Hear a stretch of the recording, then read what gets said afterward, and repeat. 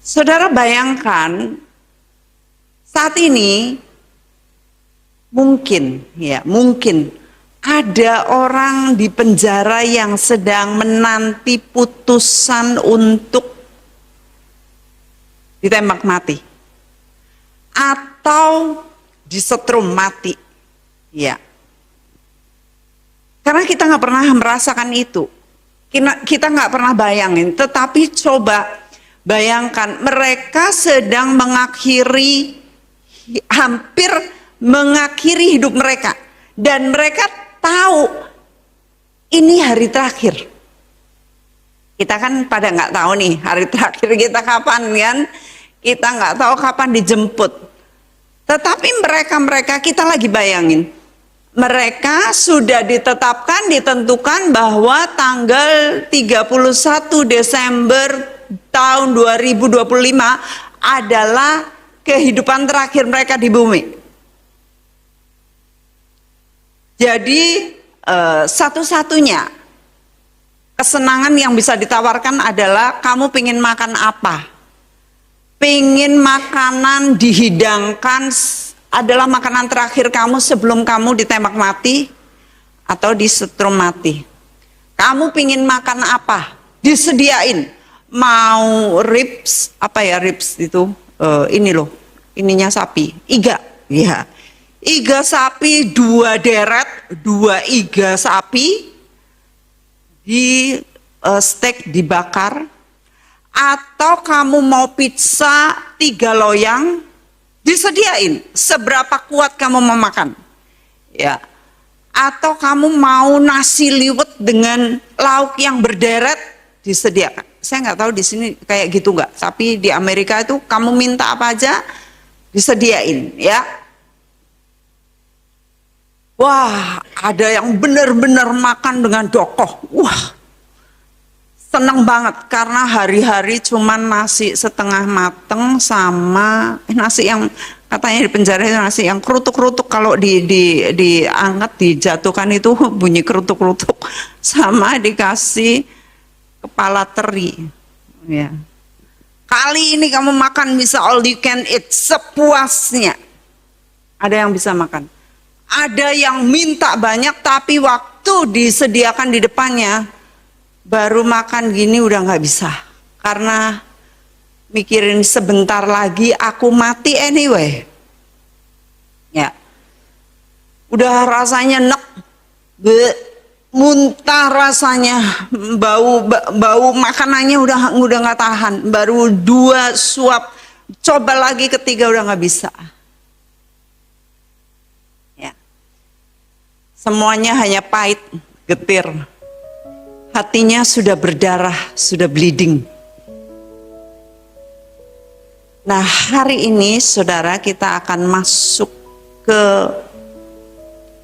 message yang sangat powerful, di mana Rasul Paulus yang hendak mengakhiri hidupnya, bukan mati ya, bukan bunuh diri ya, yang hendak perjuangannya hendak berakhir.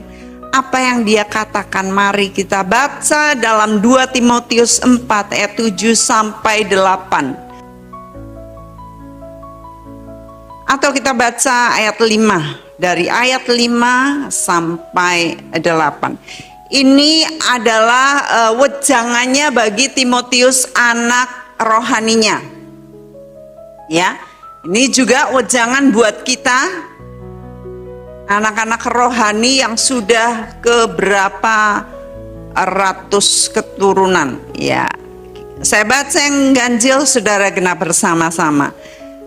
Katanya ya, sebelum dia meninggalkan bumi selamanya, ya, tetapi kuasailah dirimu dalam segala hal. Sabarlah menderita, lakukanlah pekerjaan pemberita Injil, dan tunaikanlah tugas pelayananmu. Next.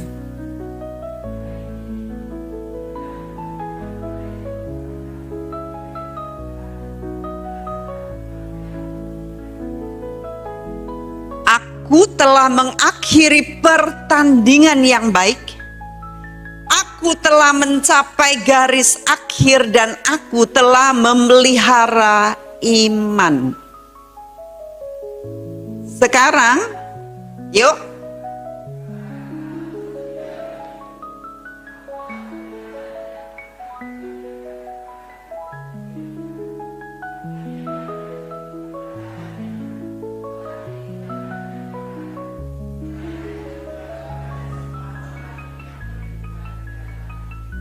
Amin. Saudara, di sini Paulus memberikan wejangan yang penting. Saudara, kalau orang tua kita ini lagi udah gitu kan, kita nunggu mau ngomong apanya. Ada seorang tua yang anak-anak suruh kumpul semua, suruh kumpul. Ini loh, bapak udah mau koit gitu. Bapaknya udah gitu. Direkam, di video. Pesennya apa? Tanah yang di sana, bangunan yang di sana, perusahaan sana buat siapa? Ya. Direkam. Yang sana jangan dijual ya. Perusahaan apa? Yang sana apa, Pak? Perusahaan susu. Oh, terus yang sana itu rumah yang gedong magrong itu. Jangan dijual juga ya. Yang mana, Pak? Yang itu. Oh. Yang sana juga jangan ya. Loh, emang kenapa? Ya bukan punya saya, katanya bapaknya. Nah, ini mah guyon ya. Orang-orang akan menanti ini orang tua ini mau ngomong apa? Warisan apa yang akan dia tinggalkan? Ya. Nah, ini Paulus berkata, kuasailah dirimu. Kamu harus bisa menguasai diri. Harus bisa controlling yourself. Ya. Sabar dalam penderitaan. Aduh, ya. Ngadepin murid-murid, ngadepin jiwa-jiwa, ngadepin jemaat. Harus sabar ya. Lakukanlah pekerjaan pemberita Injil. Tunaikanlah tugas pelayananmu. Aduh, jemaatnya kayak gitu. Suruh sabar, menunaikan tugas pelayanan. Lalu Paulus bilang, aku ini ya, darahku udah mulai tercurah. Aku udah dekat kepada kematian. Dia tahu hari matinya udah dekat. Aku ini udah bertanding dengan pertandingan yang baik. Nah, kira-kira saudara bertanding dengan pertandingan yang baik gak? Ini pertanyaan ditujukan kepada saudara sendiri masing-masing. Saudara sudah bertanding dengan baik gak? Atau saudara gak ngejar? Saudara leyeh-leyeh, saudara seenaknya, saudara buang waktu, saudara buang kesempatan yang sangat berharga, saudara takut menghadapi tantangan hidup, saudara ngeluh, saudara bilang ya wes lah nggak usah ini deh, saudara nyerah. Apakah saudara demikian atau saudara berjuang? Paulus berkata, aku telah mengakhiri pertandingan dengan baik, bertanding dengan baik, aku telah memelihara iman, sekarang tersedia mahkota bagiku. Saudara, apakah saudara memelihara iman? Apakah saudara siap kalau misalnya Tuhan panggil kapan aja? Ya. Ini bagi saya membuat suatu pemikiran tersendiri ya. Apakah saya telah melakukan hal yang sama?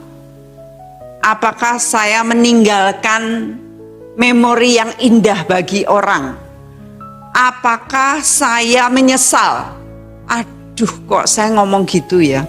Aduh, kok saya tadi berbuat seperti itu ya? Aduh, kok saya ini dan itu. Dan apakah ada pelajaran-pelajaran yang saya pelajari dan yang orang pelajari lewat hidup saya? Naik turun, kita semua menghadapi, ada naik, ada turun.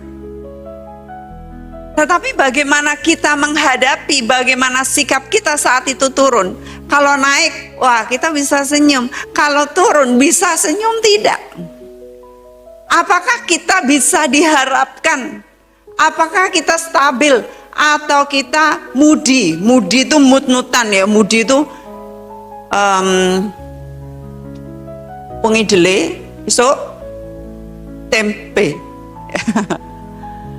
Gak bisa diharapkan. Ini gimana ya? Ini nanti saya kalau ketemu dia, kira-kira dia marah nggak ya? Jodoh aku nggak ya? Dia ngamuk nggak ya? Apa? Dia selalu senyum. Dia selalu bisa diharapkan. Dia selalu baik. Ya, apakah demikian? Saudara, Yakub, contoh Bapak Yakub. Bapak Yakub ini dia punya 12 anak. Kemudian sebelum dia mengakhiri hidupnya, enak banget loh. Mengakhiri hidupnya itu, my goodness, saya baca ini kok mati yang paling enak gitu ya, Yakub ini. Walaupun dia bilang hidup saya nggak enak, tetapi matinya itu dia berkatin anaknya satu-satu, sesudah itu dia taruh kembali kakinya di ranjang, set langsung hilang. Wah, enak banget. Iya. Saya pengen mati yang kayak gitu, saudara. Kalau Yesus belum datang, kalau nggak direpce sama-sama, enak banget gitu ya. Habis pelayanan, udah saya duduk, minum, tiba-tiba set. Nah, Yakub ini punya 12 anak. Pada saat dia mau meninggal, dia panggil semuanya, dan dia berkati mereka satu persatu.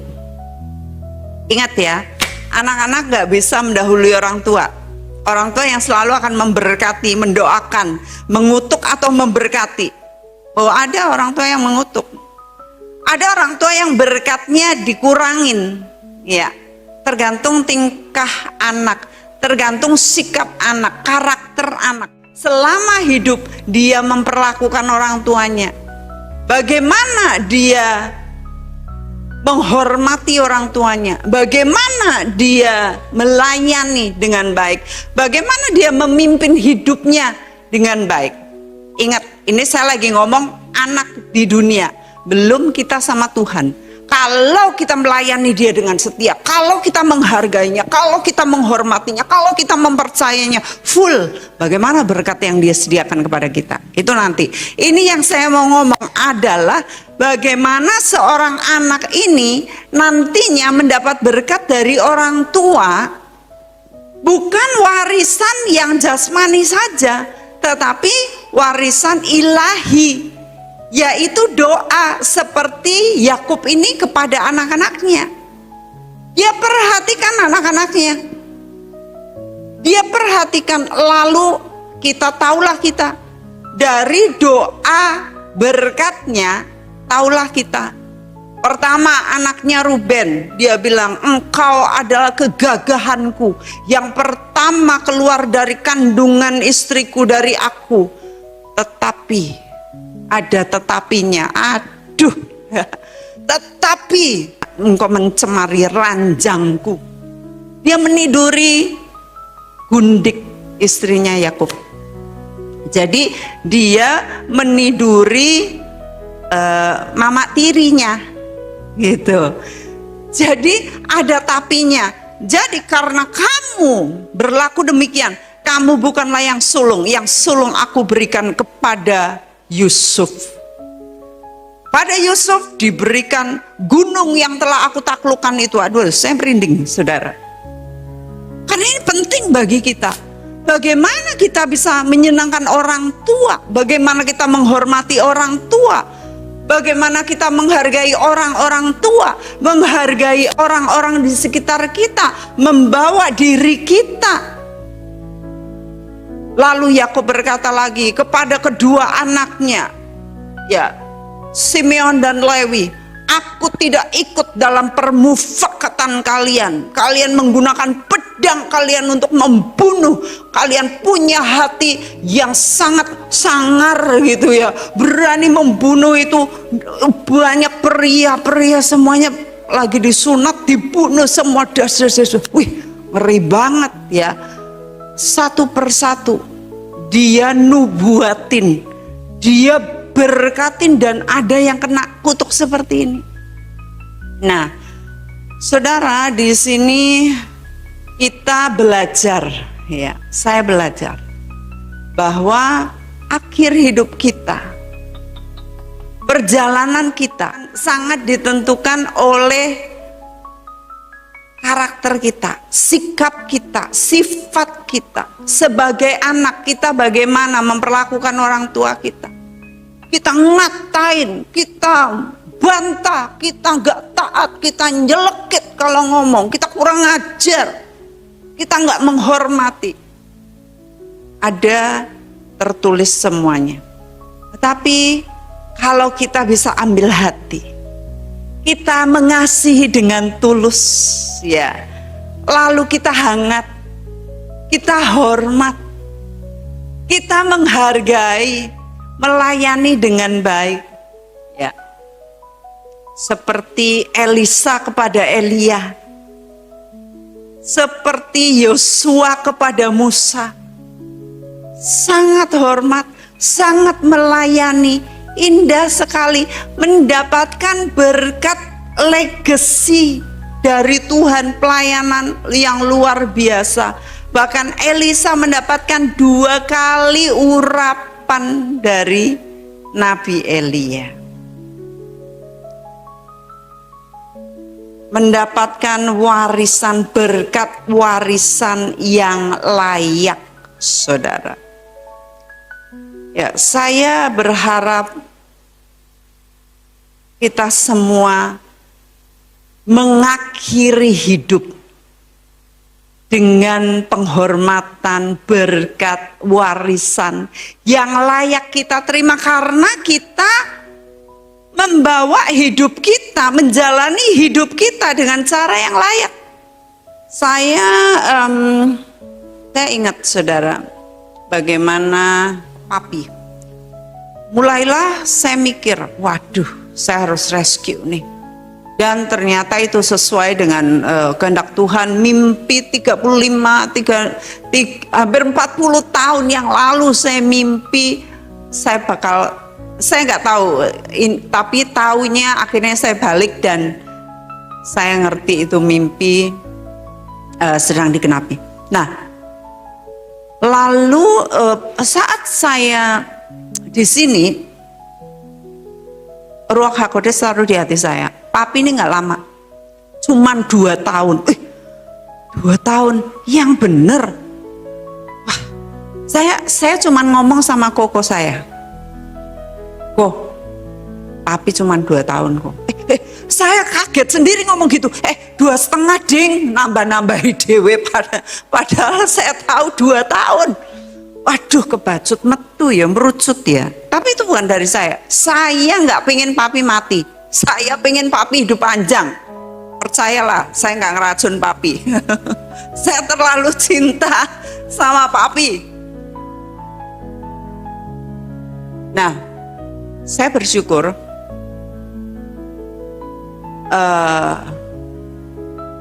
saya melayani dengan the best yang saya tahu. Saya tinggalkan semuanya di Sentul untuk saya datang. Di Sentul rumah kantor kami masih Jagrak, masih ada di sana. Kami tinggalkan. Seolah-olah dimangkrake. Di sini ngontrak hanya untuk melayani papi, melayani saudara-saudara. Saya tinggalkan kesenangan saya bayar harga, saya kontrak di Tawangmangu. Saya masakin papi yang sehat. Saya masak salmon buat papi, steak salmon itu sering. Nah, anak-anak saya kecipratan dapat. Kalau beli mosok aku mangan mbek papiku dhewe ya mesti 4 ya, mesti ada ya toh, ngangguk dulu. Nah, itu bukti ya, mereka ngangguk sering atau jarang-jarang atau setahun sekali. Ngangguk lagi mereka. Yang dengar Pak Freddy dengar apa? Mereka bilang, oh sering, oke. Itu saya masak buat papi. Saya belikan apa yang papi mau. Saya layani papi. Saya bawa papi ke dokter. Nah, Pak Prapto juga saksinya. Ya toh Pak? Itu tangannya ada teracung di atas. Saksi mata. Bu Sri, mana Bu Sri? Ya juga saksinya. Ya, saya melayani papi, mengasihi papi. Anggeranu, pap, yuk makan keluar. Aku males keluar. Ya nggak enak badannya. Nah, anggeranu gini, pap, selfie ulang tahun loh pap. Mau ngajak papi dirayakan loh pap. Oh selfie ulang tahun ya? Ya wis. Jadi kesempatan kalau ada yang ulang tahun mau diajak keluar ya. Saya belikan papi baju baru. Saudara tahu toh, keri-keringan keren-keren tuh lambine. Ngaku sendiri waktu ulang tahun. Saya ini saya orang tua, tapi anakku wedokin dandani aku, katanya ya. Ada kesempatan, saya pingin beliin papi sepatu, karena sepatunya kan Petro, sepatunya gini tuh, nek sini dituntun wedine kesandung tuh. Pap, ayo beli sepatu. Wes gak usah, papi udah tua. Mesti ngono. Ayo toh Pap, pas mau diajak makan ya Bu Dewi waktu itu sak keluarganya Bu Dewi ajak makan, pas itu makannya memang di pintu mall yang deket masuk area sepatu. Jadi strategi. Akhirnya saya ayo dituntun sama Selvi dan Iren. Wah, dibawain ini om, mah, ini om, mah, milih dewe. Masih ada itu di situ di kantor saya. Saya bersyukur saya bisa melayani yang terbaik.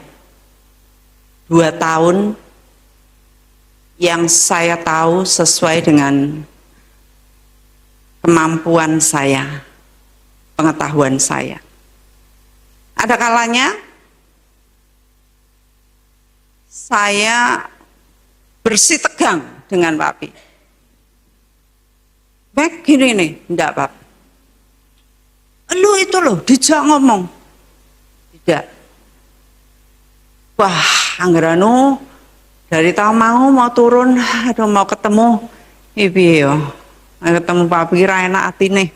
Wes ra apa-apa demi cinta gitu ya. Turun lagi, ketemu. Agak diem-dieman sebentar. Pap, makan Pap. Yo. Rodok ra seneng. Tapi saya bilang, Pap, saya ngomong gini, melakukan ini demi kebaikan papi. Papi mungkin nggak seneng anakmu ini memperbaiki. Kadang-kadang ada juga orang tua yang kuno pikirannya ya. Papi tahu saya benar, papi tahu saya benar.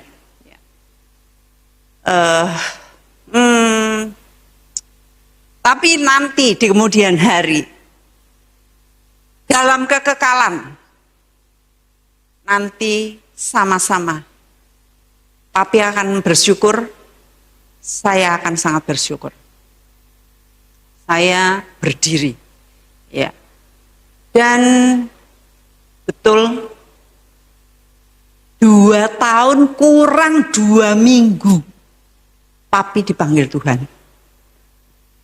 Dalam keadaan yang sudah tuntas, saya melayani dengan baik. Menolong papi mengakhiri perjalanan hidupnya di sisi papi. Padahal waktu itu saya dari Israel. Wah, kalau saya nggak kebayang, kalau papi nggak ada pas saya di Israel nggak kebayang. Tapi Tuhan itu tahu banget dan Tuhan dalam segala hal tepat banget hitungannya. Saya mau ngomong gini, saudara. Bagaimana kita mengakhiri pertandingan? Nah, papi ini sudah 2 kali kuning Minggu mau pelayanan kuning, agak abu. Terus saya bilang sama Iren, Ren kamu tungguin. Gak usah, Ren gak usah, papi selalu gak mau ngerepotin. Gak usah. Jangan pap, tetap Iren tinggal di sini untuk jagain papi. Nah itu pertama, wah kabeh deg-degan, koyo edah meh gitu loh. Tapi lewat, dan itu berapa ya? Ada setahun sebelum papi dipanggil. Kemudian lagi kayak gitu lagi, wah kabeh deg-degan lagi. Kali ini bener-bener ngeri lah gitu. Iren lagi ya. Nah, yang terakhir ya lagi. Jadi sudah kalau papi ini sudah ada tanda-tanda, iya. Kalau mami sebenarnya ada tanda-tanda. Mami juga udah kena stroke 2 kali ya. Itu ketiga kali mami nggak ada gitu. Nah, papi sudah ada tanda-tanda. Nah, saya mau ngomongin saudara, kalau kita kira-kira sudah ada tanda-tanda, bagaimana kita mau mengakhiri perjuangan kita, pertandingan kita, supaya kita mencapai garis akhir dengan sempurna. Paulus tahu hari-hari akhirnya. Jangan sampai kita nggak tahu. Tetapi jangan pikir anak-anak yang muda, ya, yang masih seger buger, kayak Pak Dani itu contohnya. Jangan pikir bahwa saudara itu masih panjang. Pikirkanlah saudara hidup selama ini terus bertanding gitu, ya. Tanding. Saya ngomong sama anak-anak saya udah siap-siap saudara. Saya ngomong udah berapa kali ya kira-kira ya, saudara nggak kaget ya saya ngomong ini. Karena saya mempersiapkan. Jangan sampai seperti ketiga pendahulu saya ini, yang nggak ada angin, nggak ada hujan, nggak ada persiapan, nggak mempersiapkan. Saya persiapan, ya. Kalau saya udah ngomong gitu, anak-anak udah nggak mau ngeliatin saya, nggak mau ngeliatin. Kayak ngomong opo, kayak gitu itu anunya, sikapnya ngomong opo, rasa dirungok, oke. Tapi mereka juga nguping, mau ngomong apa, warisan enggak mungkin, ya. Nah, kita hidup dengan fokus kepada titik terakhir. Bagaimana kita saat ini diberi kesempatan saudara, kesempatan untuk melayani, kesempatan untuk mengasihi, kesempatan untuk memberi, kesempatan untuk berbuat kasih, kesempatan yang Tuhan beri. Saudara, ini saya nuntun saudara juga untuk berpikir, jangan sampai saudara nyesel, ya kok ndemen aku orang lakok kuwi, kok ndemen aku orang ngono, kok aku orang ini, aduh kok retak jiku kayak kesempatan, aduh. Jangan sampai saudara nyesel gitu. Kita baca lagi Filipi 3 ayat 10 sampai 16. Ini adalah beberapa wejangan ya, yang untuk menolong kita untuk mengakhiri garis akhir. Filipi 3 ayat 10 sampai yang ke 16. Saya baca yang 10, saudara 11. Yang ku kehendaki, aku pengen apa toh? Ini Paulus berkata, yang ku kehendaki ialah mengenal Dia dan kuasa kebangkitannya dan persekutuan dalam penderitaannya, di mana aku menjadi serupa dengan Dia dalam kematiannya. Yang Dia pingin ini cuma jadi seperti Yesus. Next.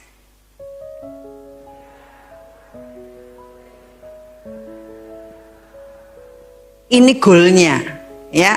Lalu yang dilakukan apa? Bukan seolah-olah aku telah memperoleh hal ini atau telah sempurna, melainkan aku mengejarnya selama hidup. Kalau aku dapat juga menangkapnya, karena aku pun telah ditangkap oleh Kristus Yesus.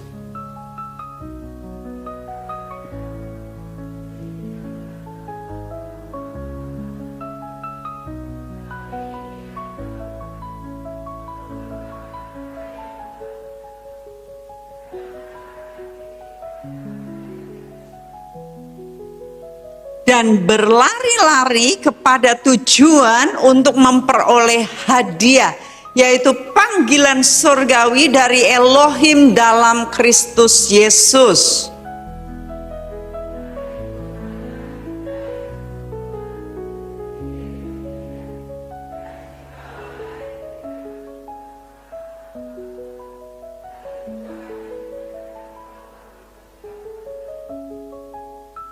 Bersama-sama terakhir, tetapi baiklah tingkat pengertian yang telah kita capai, kita lanjutkan menurut jalan yang telah kita tempuh.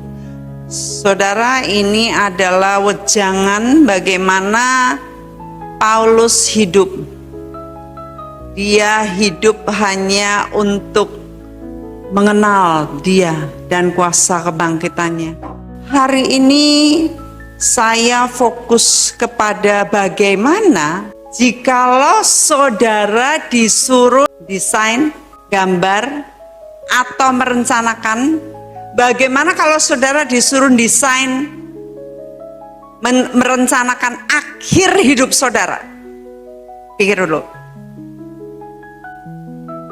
Kalau saudara dikasih 5 tahun untuk sebelum saudara mengakhiri hidup, coba pikir. Apa yang akan saudara lakukan? Bagaimana kalau 2 tahun? Pikir lagi, makin sempit. 2 tahun. Pikir baik-baik. Bagaimana kalau cuma setahun?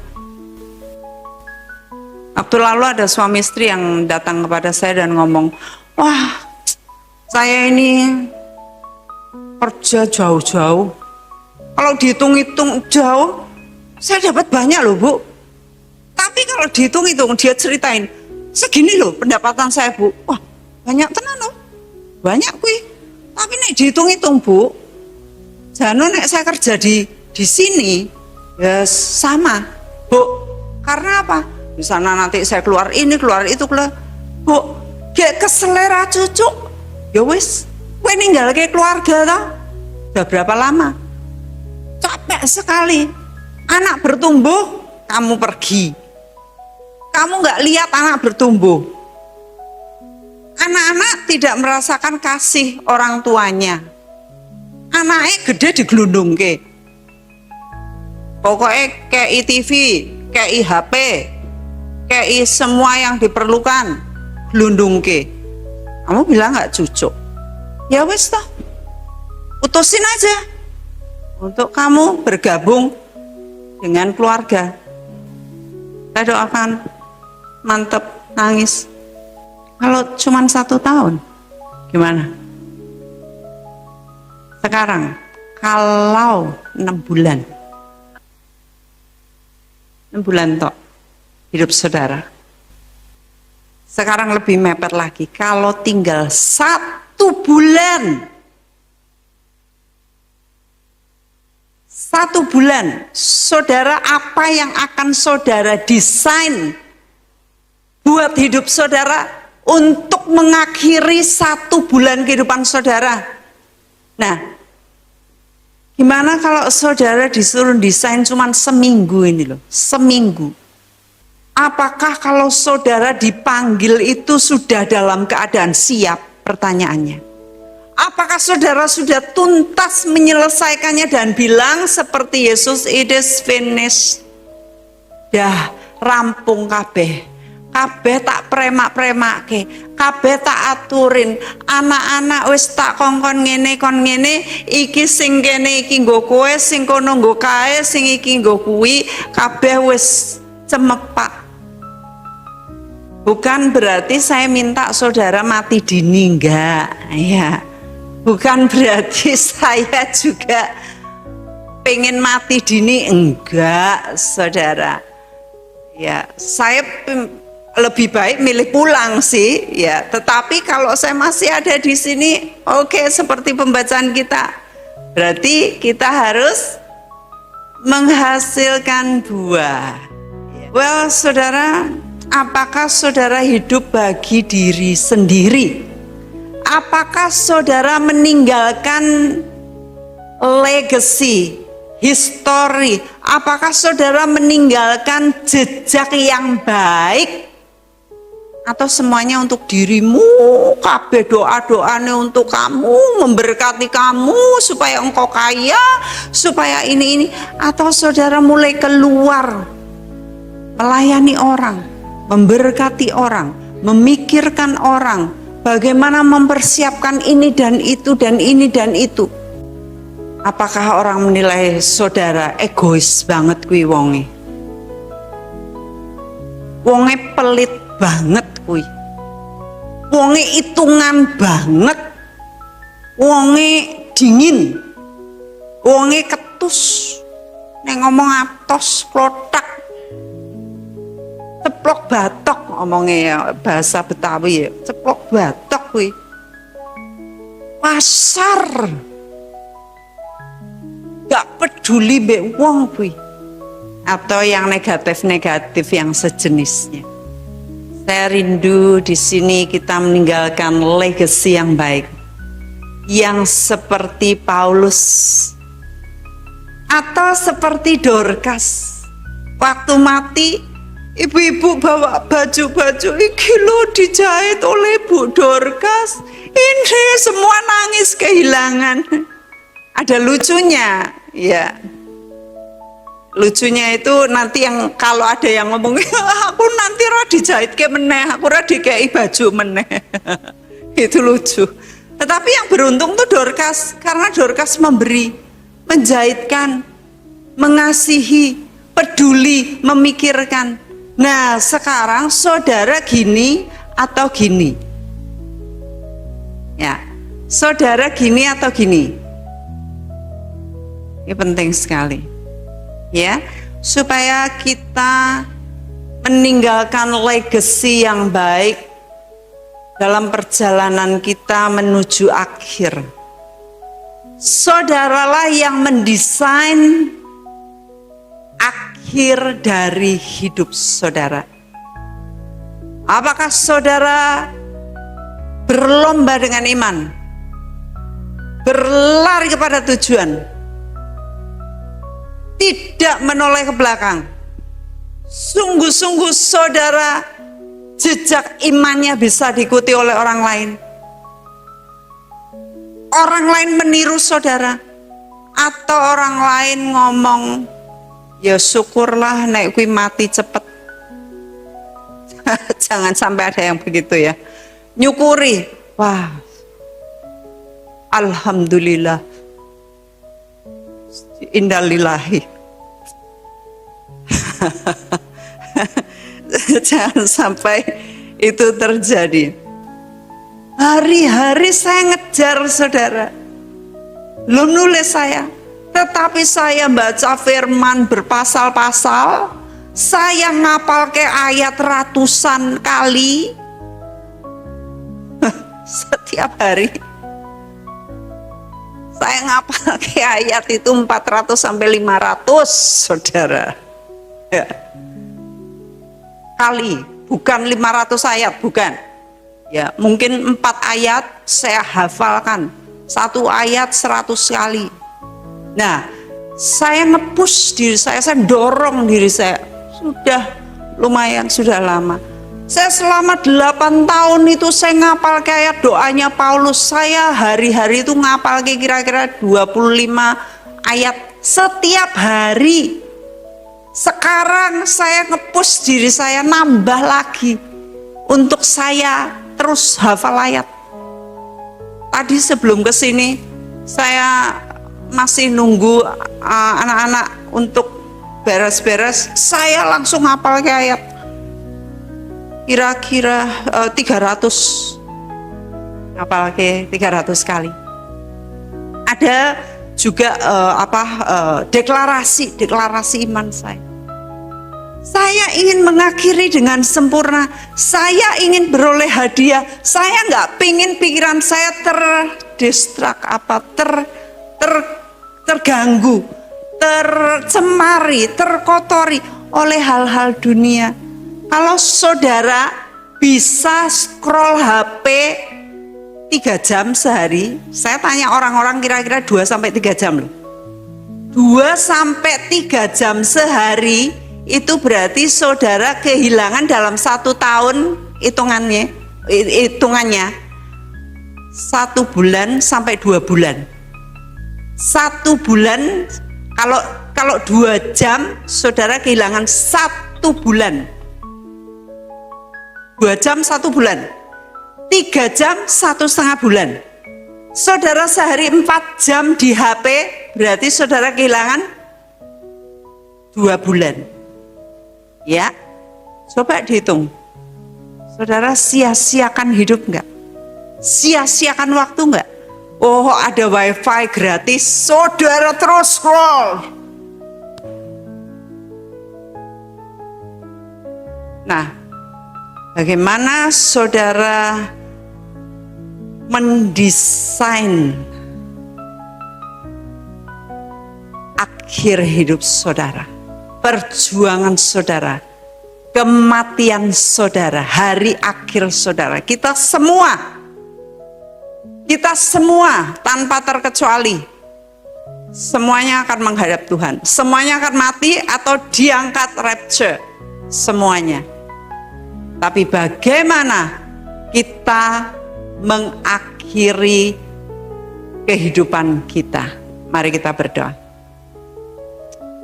Bapa, terima kasih untuk firman-Mu yang ajaib, yang menolong kami untuk kami tetap ada pada track kami, yaitu perlombaan kami, pertandingan iman kami. Kami mau supaya hidup kami tidak sia-sia, supaya waktu kami tidak terbuang, supaya hidup kami sungguh-sungguh memperkenankan hati Bapa. Hamba tidak mengerti bagaimana umat-Mu ini telah menjalani kehidupan mereka. Bagaimana mereka sungguh-sungguh serius dengan perlombaan iman mereka. Tetapi paling tidak hamba sudah menyatakannya berulang kali. Hamba sudah mengkhotbahkannya berulang kali untuk mereka, bagaimana mereka berespons untuk menghasilkan buah di saat mereka harus menghadapi tantangan dan persoalan hidup yang tidak mudah. Hamba minta Bapa, supaya mereka semua jiwa-jiwa yang berharga ini kuat di dalam menghadapi tantangan apapun. Mereka seperti sebagai pohon yang ditanam di tepi aliran air, yang merambatkan akar-akarnya dan mereka mendapatkan aliran air itu. Dan mereka boleh teguh berdiri karena mereka mencintai firman, berpegang kepada firman, tidak akan goyah karena mereka tahu firman adalah gunung batu keselamatan mereka. Terima kasih Bapa. Hamba bersyukur diberi kesempatan untuk melayani jiwa-jiwa ini dalam suka dan duka.